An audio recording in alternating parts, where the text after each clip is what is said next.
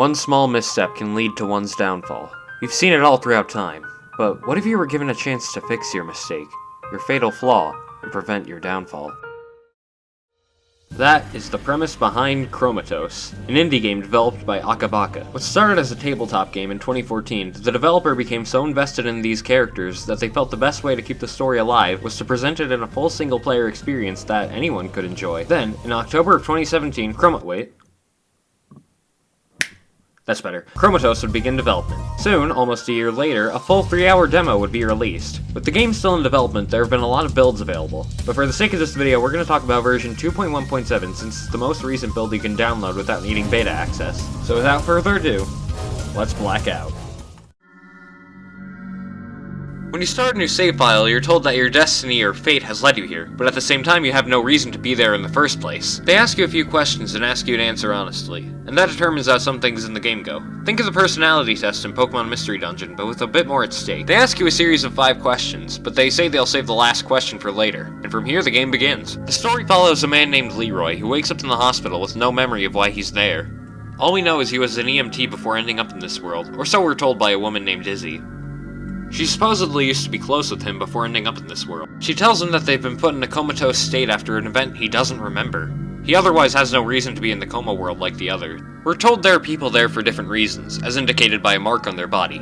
Each color represents a different reason. While we're not exactly told what these reasons are, in order to escape they have to relive it and fix the mistake that landed them in the coma world in the first place. But black, Leroy's color, means that there is no reason. He has no fatal flaw. He can pretty much leave whenever he feels like it by catching an ambulance at the hospital entrance.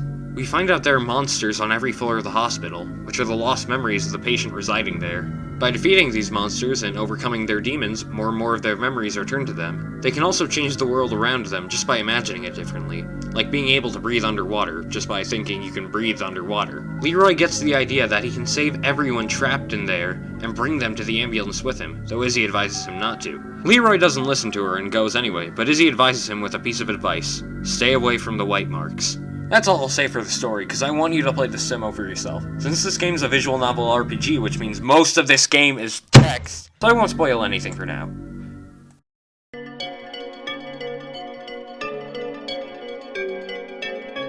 Gameplay-wise, it's a visual novel with RPG elements, not too far off from Persona. You'll spend your time fighting monsters, exploring, and talking to NPCs. Here's where my first gripes come in.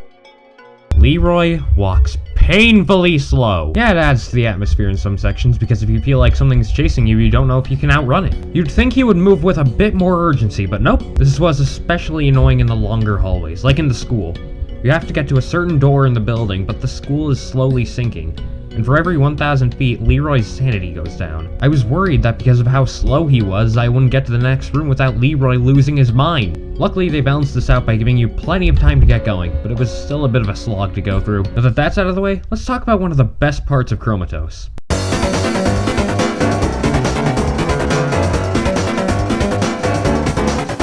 Yeah, it's an RPG, but nothing like your Final Fantasies or Dragon Quests. No, the game's battle system is quite interesting. Instead of having spells and turns and other things of the sort, it takes place in real time and uses cards. Now I know what you're thinking. It's nothing like that. You get 4 random cards in your hand out of the ones in your deck. First, there are attack cards, which have 2 different versions, normal and reverse. Normal cards do something good, like damaging the enemy, while reverse cards do the opposite of that good thing, like not damaging the enemy. There are also different color attack cards from the various party members, and they have different effects, such as blue cards giving you more time and deal more damage, and the reverse take time away. And then you got timer cards, which you have to hold down the button to use it. And lastly, you have blank cards, which you can't use at all. In order to get rid of blank cards, you have to reshuffle your hand, but reshuffling gives you a time penalty. That's another thing this game does differently. Instead of having a standard health system, you have a timer that counts down as the battle goes on. Enemies will simply replace your cards with blank cards to stall out the clock. And if you're out of options, you can forfeit the battle where the enemy has the same HP as you left it.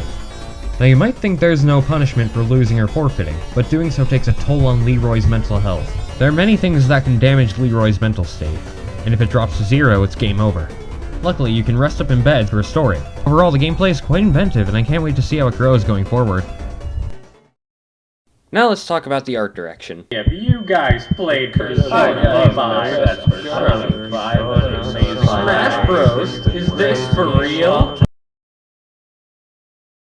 Let's not talk about the art direction. Okay, but for real? Look at this. Look at this! The solid black shading on the sprites and portraits is stylish and makes the colors pop that much more. And the use of color in general is amazing. Every location feels vibrant and alive in some form. It goes to the point where it's unsettling when the colors are all washed out. The little definitions that pop up during dialogue are really interesting too. It's as if it's being defined from the eyes of a rational immortal being, someone we can't see. The area design is really well done too. For instance, in the yellow demo you meet a paranoid little girl with an overactive imagination who's trapped in the coma world like everyone else. And when you have a paranoid person with an overactive imagination, things are about to get messy. I'll spare you the specifics because, you know, spoilers, but it basically turns into a survival horror game where you have to hide from the monsters that she sees. The style in this game feels great, from the menus where Leroy snaps his fingers when you exit it, to the character designs, to the almost comic-y look to everything, or how there's one singular background that shifts as you go through the card menu. Oh, I love it all. I still can't help but compare this game's visuals to Persona 5, I just can't. As said on their website, Akabaka cites Catherine as their main source of inspiration, which was developed as a test engine for P5. Sorry, I just love that game to pieces. Of course I do take issue with some things. For one, the white outlines on the back of the characters have to change color in some areas. They have to be separate from the character sprites. But one thing that happened to me on the first playthrough was I disconnected Leroy from his outline. You can see it on screen right here. But overall, I think the game's presentation is just wonderful.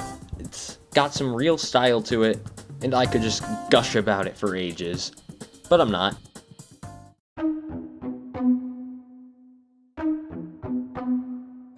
Chromatose still has a ways to go, that's for sure.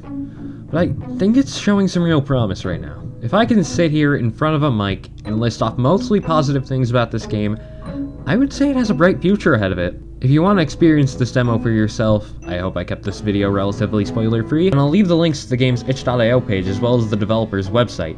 The game's name your price, so while you can get it for free, I highly encourage you to support the developer. I plan covering this again in the future once the full game is released. Till then, thank you all for watching. I've been Phanto Rove. You've all been fantastic. Hope to see you again soon.